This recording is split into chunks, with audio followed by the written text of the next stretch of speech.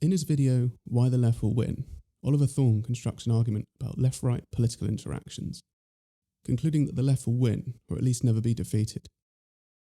Thorne draws a distinction between right-wing communities of strength and left-wing communities of vulnerability. The community of strength is common to liberalism and all positions to the right of that, and has been dominant throughout most of human history. By means of explanation, he asks, how much of the discourse surrounding immigration turns on what immigrants can do for the country? The left's attitude to migrants, he claims, should be, you're on our team not because of what you can do, or because you can work hard or speak English, but because we both need something. We both need healthcare, shelter, justice, time off from work. In describing the process by which the left should pursue this strategy, Thorne argues that the use of violence by leftists against right-wingers is ideologically sound. In causing physical harm to a right-winger, the leftist undermines the strength of his opponent. The infliction of suffering necessarily makes the right-winger vulnerable. Given Thorne's advocacy of the community of vulnerability, this is actually an act of kindness, because from the leftist perspective, the community of vulnerability is morally and materially superior. Through violence, the left can create assets from their enemies. Though Thorne does not follow this argument to its conclusion, preferring to emphasise the psychological impact of an assault, the more severe the damage, the more successful the outcome. An unlucky punch to the face, causing a brain injury, will leave an opponent irreversibly dependent upon others in a way that ultimately advances leftist positions. It wouldn't matter what anyone thought about it, the victim would still need looking after. And of course, this is a fundamentally asymmetric relationship. Where violence creates suffering, right-wing violence only serves to enhance the position of the left. For a right-winger, even self-defence is potentially counterproductive. This reality is the source of much discussion on the right. As the distributist argued in his livestream on the Kenosha incident, the rules of engagement are set in such a way that it is tactically dubious even for right-wingers to put themselves in situations where self-defence may be necessary, unless they are virtually on their own doorsteps. Though the distributist's argument was framed around the reality of optics in a hostile media environment, it is supported by the mechanics argued for here. Those that oppose this principle of non-aggression claim that the ceding of neutral territory to the opposition is not without its problems. With the redesignation of silence as violence, even passivity from the right is interpreted as an attack. In public, one must effectively take the knee and await further instructions, demolishing all pretense of strength in the process.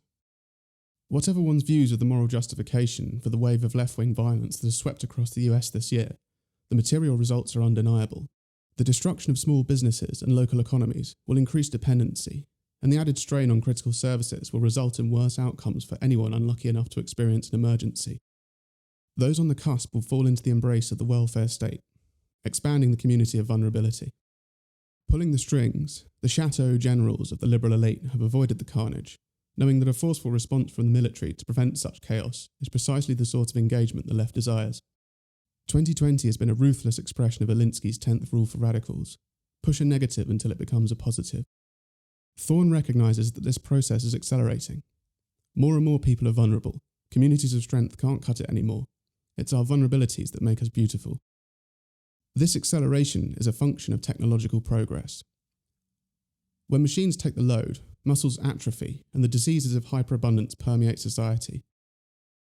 The community of strength evolved in a pre-machine age and is a structure derived from an objective set of standards to which one must conform in order to succeed. The community of vulnerability is a new, inverted form of moral hierarchy, where subjective conditions such as obesity, addiction, and mental health problems are valued above objective competence. As Thorne says, this is a fundamentally different and entirely incompatible kind of political family. Where once sports stars were adored for their legendary deeds and competitive spirit, they are now incentivized to open up about one form of psychological trauma or another. On a civilian level, The Guardian claims that too much exercise makes you right-wing, granting as it does a dangerous feeling of self-sufficiency.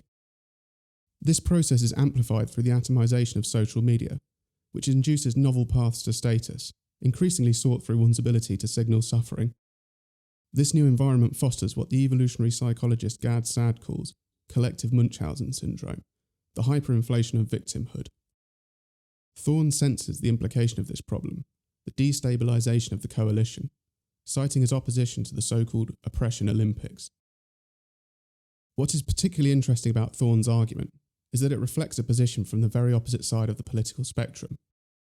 The community of vulnerability is a left-wing philosophical proof of a reactionary idea called bio-Leninism, described by the blogger Spandrell.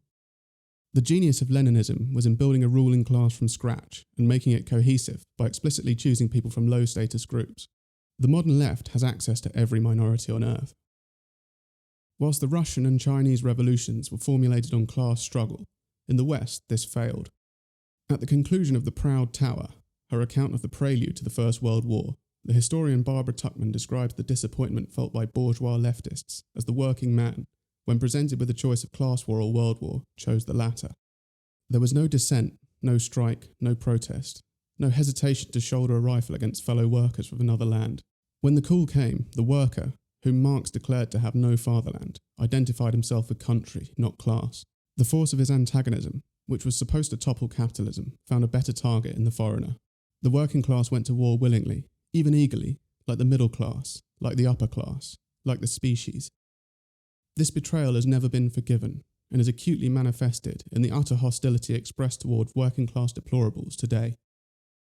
The native proletariat, with their residual social conservatism, simply cannot be trusted, and so the modern left has forged a path to power through the promotion of other low-status groups, many of whom are actively hostile to the territory in which they reside, groups for whom the landing ships have well and truly been burned. In this context, loyalty is generated to such a degree that the coalition of the weak overwhelms the traditional power structure without the help of the working classes, who resist the transformation via doomed attempts at populism. Soviet propaganda images of sturdy women and muscle-bound labourers are a thing of the past. The new game in town is body positivity.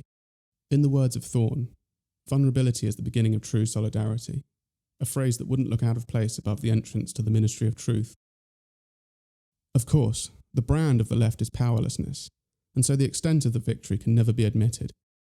Despite the widespread leftist belief that representation and inclusion will enable all minority groups to flourish, eventually making up the productivity deficit that correlates with low status.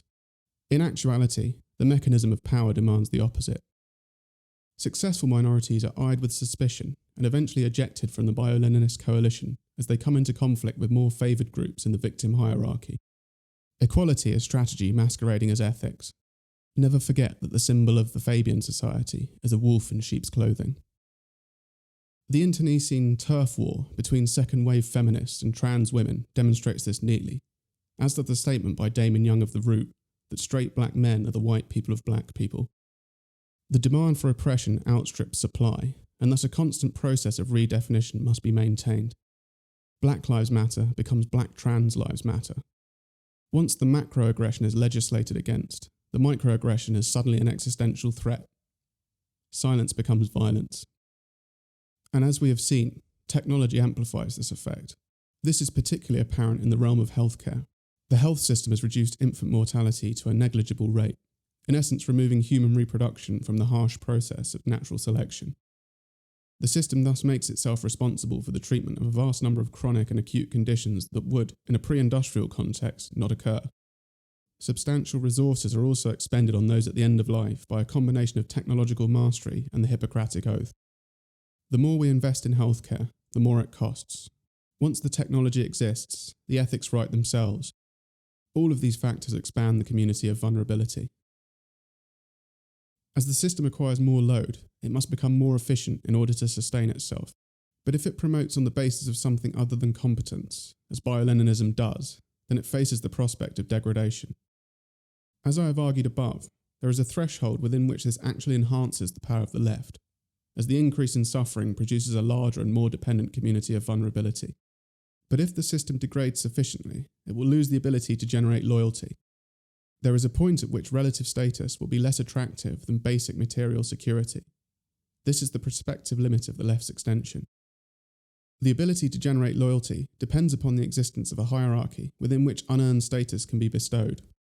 This status is a function of the material output that the hierarchy generates. The community of vulnerability, selecting against competence, is less productive than the community of strength and has many more demands. If the bio-Leninist coalition cannibalizes the achievements of the community of strength that preceded it, then it will face a challenge from a resurgent right, offering stability and order, if not prizes for all. This has occurred many, many times in the past. It happened several times in the Roman Empire alone. In a modern context, this is best demonstrated by China. Once a communist state, now perhaps the most right-wing place on earth, the dominant Han population is currently purging ethnic minorities within its borders in a manner that progressives believed we had abandoned halfway through the last century. And if the reporting of Western media is to be believed, China may supersede the US as the world's leading power in the coming decades. As the Chinese reformer Deng Xiaoping said, it doesn't matter whether the cat is white or black, as long as it catches mice. In the West, trillions in debt, and with an ever-widening fracture in society, we are discovering that our cat is the wrong colour and it hasn't caught a mouse in decades. Though the left's victories come thick and fast, in order to win, its challenge is to escape the cycle of history once and for all, and to avoid becoming another proof of the maxim that strong men create good times create weak men create hard times, and hard times create strong men.